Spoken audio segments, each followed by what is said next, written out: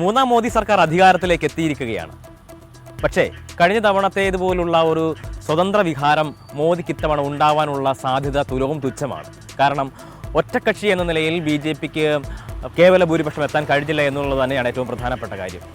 ഒപ്പം നിതീഷ് കുമാറിൻ്റെയും ചന്ദ്രബാബു നായിഡുവിൻ്റെയും സാന്നിധ്യം അതിൽ ഏറ്റവും നിർണായകമായിട്ടുള്ള ഒരു പങ്ക് വഹിക്കുന്നുമുണ്ട്. മൂന്നാം മോദി സർക്കാർ അധികാരത്തിലേക്ക് എത്തുമ്പോൾ കിങ് മേക്കറാകുന്നത് ചന്ദ്രബാബു നായിഡു തന്നെയാണ്. ഇന്നത്തെ കാര്യത്തിൽ കിങ് മേക്കറാകുന്ന ചന്ദ്രബാബു നായിഡു. ഏറ്റവും വലിയ ഒറ്റക്കക്ഷിയാണെങ്കിലും BJPക്ക് ഇത്തവണ ഒറ്റയ്ക്ക് ഭരിക്കാനുള്ള ഭൂരിപക്ഷം ഇല്ല എന്നുള്ളതാണ് ഇത്തവണത്തെ തെരഞ്ഞെടുപ്പിനെ വ്യത്യസ്തമാക്കുന്ന ഒരു ഘടകം. ഏതാണ്ട് NDA സഖ്യം പൂർണ്ണമായും ഒറ്റക്കെട്ടായി നിന്നെങ്കിൽ മാത്രമേ ഭരണം സുഗമമായി മുന്നോട്ട് പോവുകയുള്ളൂ. അമിത്ഷായും മോദിയും തീരുമാനിക്കുന്ന, അല്ലെങ്കിൽ അമിത്ഷായും മോദിയും മാത്രം തീരുമാനിക്കുന്ന, അവർ മാത്രം എടുക്കുന്ന നിലപാടുകളുമായി ഒരിക്കലും മുന്നോട്ട് പോകാൻ കഴിയില്ല എന്നുള്ളതാണ് ഈ ഭരണത്തെ വ്യത്യസ്തമാക്കുന്ന ഒരു ഘടകം. അതിൽ ചന്ദ്രബാബു നായിഡുവിൻ്റെയും നിതീഷ് കുമാറിൻ്റെയും ഒക്കെ സാന്നിധ്യം സുപ്രധാനമായിട്ടുള്ള കാര്യങ്ങൾ കൂടിയാണ്. ആ ഭരണപക്ഷത്ത് തന്നെ കൃത്യമായ രീതിയിൽ ഒരു പ്രതിപക്ഷമായി പ്രവർത്തിക്കാൻ കഴിവുള്ള, മുന്നണി രാഷ്ട്രീയത്തിൻ്റെ അടിത്തടകൾ മുഴുവൻ പയറ്റിത്തെളിഞ്ഞ രണ്ട് കൂട്ടരാണ് ചന്ദ്രബാബു നായിഡുവും നിതീഷ് കുമാറും.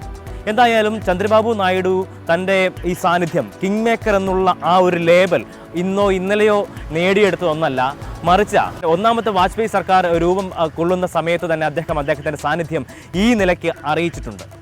പുതിയ ആന്ധ്രാപ്രദേശിൻ്റെ ശില്പി എന്ന നിലയ്ക്ക് തന്നെ അദ്ദേഹത്തെ വാഴ്ത്തുന്നുമുണ്ട്. അത് ഏറെക്കുറെ അങ്ങനെയാണ് താനും.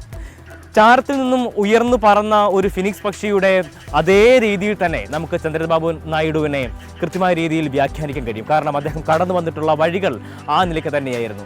ജയിലിൽ അദ്ദേഹത്തെ അടയ്ക്കുന്ന ഘട്ടത്തിൽ TDPയുടെയും ഒപ്പം തന്നെ അദ്ദേഹത്തിൻ്റെയും രാഷ്ട്രീയ ഭാവി ഏതാണ്ട് പൂർണ്ണമായും അവസാനിച്ചു എന്ന് കരുതിയിടുന്ന സ്ഥലത്ത് തന്നെയാണ് അദ്ദേഹം ഇപ്പോൾ ഉയർന്നു പറന്ന് താൻ വീണ്ടും ആ കിങ് മേക്കർ ആണ് എന്നുള്ള നിലയിലേക്ക് തന്നെ അദ്ദേഹം തൻ്റെ നില, അല്ലെങ്കിൽ തൻ്റെ പേര് എഴുതി ചേർത്തിരിക്കുന്നത്. എന്തായാലും ഈ വിജയത്തോടു കൂടി തന്നെ ചന്ദ്രബാബു നായിഡു, അദ്ദേഹത്തിൻ്റെ പാർട്ടിയും വലിയ രീതിയിൽ ഒരു ശ്രദ്ധാകേന്ദ്രമായിരിക്കുകയാണ് ദേശീയ രാഷ്ട്രീയത്തിൽ. എന്തായാലും അദ്ദേഹത്തിൻ്റെ തീരുമാനങ്ങൾ വരും സമയങ്ങളിൽ ഈ സർക്കാരിൻ്റെ നിലനിൽപ്പിനെ തന്നെ, അല്ലെങ്കിൽ സർക്കാരിൻ്റെ മുന്നോട്ടുള്ള പോക്കിനെ വലിയ രീതിയിൽ സ്വാധീനിക്കുന്ന ഒരു ഘടകമാണ് എന്നുള്ള കാര്യത്തിൽ തർക്കമില്ല. എന്തായാലും അദ്ദേഹം ഇത്തരത്തിൽ വലിയ രീതിയിലുള്ള മുന്നേറ്റങ്ങൾ നടത്തുന്ന ഘട്ടത്തിൽ അദ്ദേഹത്തിൻ്റെ പേരിലുള്ള, അല്ലെങ്കിൽ ആന്ധ്രയിൽ നിന്നുള്ള ഈ ഓഹരികളിൽ ഉണ്ടായിട്ടുള്ള വലിയ കുതിച്ചുചാട്ടം കൂടി ഈ ഘട്ടത്തിൽ എടുത്തു പറയേണ്ട ഒരു കാര്യമാണ്. അത് അദ്ദേഹത്തിൻ്റെ ആ സാന്നിധ്യം അദ്ദേഹത്തിൻ്റെ നേട്ടമായി തന്നെ അതിനെ കണക്കാക്കുന്നുമുണ്ട്. എന്തായാലും ഇത്തവണത്തെ NDA സർക്കാരിൻ്റെ ഭരണം, അതിൻ്റെ മികവ് എന്ന് പറയുന്നത് ചന്ദ്രബാബു നായിഡു എന്ന കിങ് മേക്കറുടെ കൂടി അല്ലെങ്കിൽ സാന്നിധ്യം, അതിന് ഒരു തരത്തിലുള്ള ആക്ഷേപങ്ങളും ഇല്ലാത്ത നിലയിൽ പോകണമെങ്കിൽ അദ്ദേഹത്തിൻ്റെ കൂടി വാക്കുകൾ പരിഗണിക്കാതെ, അദ്ദേഹത്തിൻ്റെ കൂടി തീരുമാനങ്ങൾ അംഗീകരിക്കാതെ മുന്നോട്ട് പോകാൻ ഈ പുതിയ NDA സർക്കാരിന് കഴിയില്ല എന്നുള്ളത് തന്നെയാണ് ഏറ്റവും പ്രധാനപ്പെട്ട കാര്യം.